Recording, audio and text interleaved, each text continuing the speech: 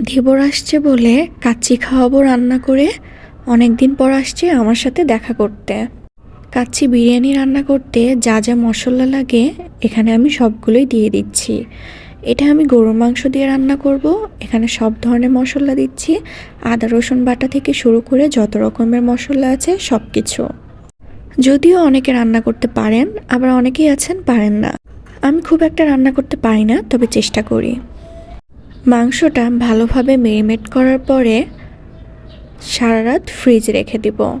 পরদিন আমি রান্নাবান্নার প্রস্তুতি নিয়ে নিলাম। প্রথমে আমি বেরেস্তা করে নিয়েছি এবং আলু ভেজে নিয়েছি। বিরিয়ানিতে বা কাচ্চিতে যেটাই বলেন না কেন, আলু ছাড়া কোনো কিছুই ভালো লাগে না। এখানে দেখতেই পাচ্ছেন পরের দিন সকালে আমি যে মাংসটা বের করেছি কত সুন্দর মাখা মাখা আর কি মেরিনেট হয়ে গেছে, খুব সুন্দর হয়েছে। এখানে কিছু পেঁয়াজ এবং এলাচ দারচিনি দিয়ে একটু ভাজা ভাজা করে নিব, দেন মাংসটা দিয়ে দিব। তারপরে মাংসটা কিছুক্ষণ কষিয়ে নিতে হবে এবং মাংসটা রান্না হওয়া পর্যন্ত ওয়েট করতে হবে। যদিও এখানে আমার ফুল প্রসেসিংটা দেওয়া নাই, ভিডিও করে রেখেছিলাম, কোনো কারণে হয়তো ডিলিট হয়ে গেছে।